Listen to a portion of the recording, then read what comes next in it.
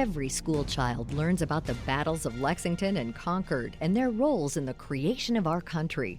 The opening stanza of Ralph Waldo Emerson's famous poem, Concord Hymn, immortalized that moment when the American Revolution began on North Bridge in Concord, Massachusetts.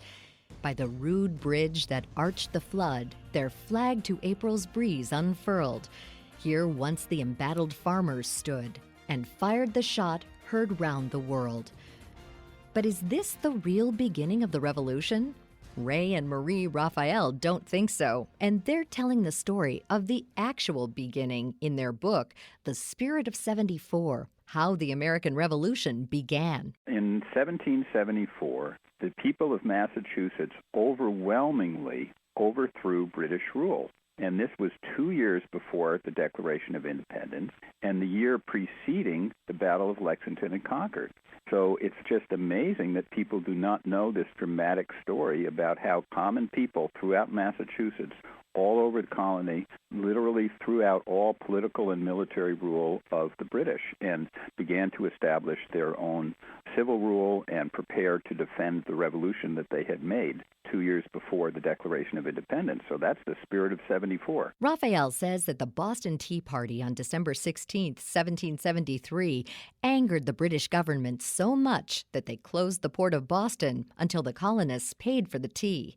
But it was just tea. Why did this small gesture of defiance cause so much trouble for the colonists? The reason it was such a big deal is because the British government was very tightly aligned with the East India Company. It was really the Crown's kind of gem. This company, the East India Company, was so powerful it really had its own colonies in India and the East Indies. And it was struggling, and it was kind of too big to fail. But for various market reasons, it was struggling, and they had to figure out a way to dump tea on the American market. So they literally cut the tax on tea for the East India Company so it could underprice its tea and make it competitive so the Americans would buy it. But the Americans didn't buy this scheme. They didn't go for it, so they dumped the tea overboard. But Britain was so mad that this kind of in-your-face act of political vandalism was directed against the Crown and the East India Company that Parliament just went bananas, and they just passed this ridiculous law that revokes the Constitution permanently for Massachusetts. The British anger over the tea was nothing compared to the fury of the colonists over the revocation of their rights. Raphael says that if the British government was going to shut the colonists down, the men and women of Massachusetts would respond in kind. They say, we cannot allow this government to function according to the new law. So what they did is, first of all, everybody on the council really made most of the important decisions, and everybody on the council that was now appointed by the Crown, they just hounded them until they either resigned their positions or fled behind the British lines in Boston. So there was no longer any functioning council. Then the administration of government in those days was done every quarterly session, 4 times a year. In each of the county seats, the government would get together and they would have their version of a county government. And what happened is each time this happened in each county seat, the people would get together and they would just shut it down. The British-appointed council in Worcester County felt the wrath of the colonists when it tried to assemble for its quarterly meeting. On one day, the day that the British courts were supposed to meet, the county government, 4,622 militiamen. These are not just some arbitrary tribe. They are militia companies from 37 townships, and they all gather in Worcester. Half the adult male population of a sprawling rural county shows up on one day to unseat British authority.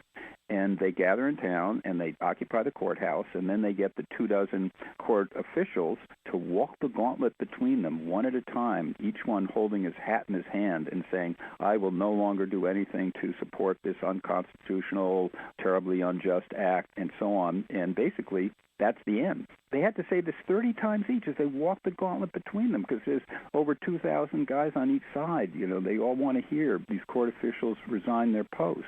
And that was the end of British authority in Worcester County right then and there. Raphael says that this went on all over Massachusetts colony, including a big showing at Plymouth. The people gathered in Plymouth, which is the county seat or shire town of Plymouth County, and 4,000 people gather there. And after they unseat British authority, they are so stoked. they gather around Plymouth Rock, and they kind of like all try to, well, not all of them, 4,000, but as many can fit, try to lift it up and bring it to the courthouse to show the symbol of their strength. But the contemporary report says, but finding it to weigh 10 tons at least, they left it where it was. So they had enough power to unseat British authority, but they did not have enough power to lift Plymouth Rock. But that's how powerful these people, their actions were, and how they felt about the power that they had after asserting their power over British rule. These insurrections happened in August, September, and October of 1774, and the colonists knew that the British weren't going to take it sitting down. So for the next 6 months, the people of Massachusetts prepared for the inevitable. They gathered together in a provincial congress and decided to gather arms, ammunition, and provisions for an army of 15,000 to fight a prolonged battle. Thomas Gage was the British governor of the colony and also the commander-in-chief of their armed forces. He's afraid of the strength and resolve of the colonists and begins to amass all the gunpowder he can into Boston. And the people resented that so much that they gathered, and a rumor started spreading that the British had actually killed 6 patriots and that they were burning the town of Boston. So as this rumor spread, people were so angry. Remember, they were already charged up because their constitution had been revoked, and this just was the last straw. So they just start marching in their militia companies towards Boston, and the contemporary estimates range from 20,000 to 100,000 people were charging on Boston until they hear that the rumor was false, and then they turn back. Gage asked the British government for more troops and supplies, but the Parliament back in London didn't believe the situation was as dire as he described.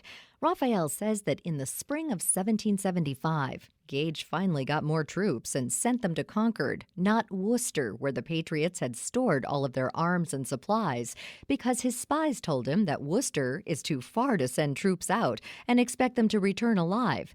There were arms amassed by the British at Fort William and Mary in Portsmouth, New Hampshire, and the militiamen took off to take control of them.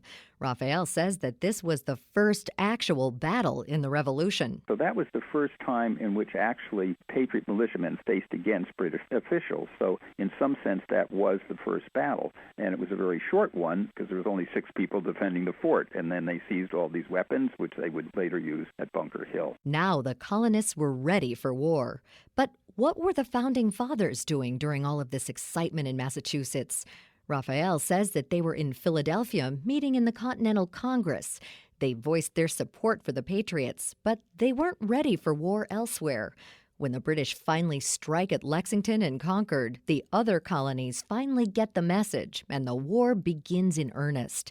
So why don't we learn about this true beginning of the Revolution in school? One reason is that we have this idea of the myth of injured innocence, where the colonists were the David and the British were Goliath. And the battle at Lexington is a perfect illustration of this. But if you look at the overthrow in Worcester, where you have 4,622 militiamen lined up against 25 court officials, who's David and who's Goliath? It doesn't fit that narrative. The people are too strong. Another reason is that there's no well-known leaders in this. The people are doing this. They're well organized. They develop their own local leaders, but there's no top-down command, so we can't do that sort of thing. Another is that there's no bloodshed. The revolution is so overwhelming that there's no bloodshed. The court-appointed officials can do nothing but submit. And if it bleeds, it leads. So in a sense, there's no story there. But there is a story, and one that Raphael says is instructive for us today, that ordinary citizens have the power to change their government if they are willing to band together and fight bloodlessly for what they believe. You can read all about the real beginning of the revolution in Ray and Marie Raphael's book, The Spirit of 74, available now. They also invite listeners to visit their website at rayraphael.com. You can learn more about all of our guests on our site at viewpointsonline.net. You can find archives of past programs there and on iTunes and Stitcher. Our show is written and produced by Pat Reuter. Our production directors are Sean Waldron and Reed Pence. I'm Marty Peterson.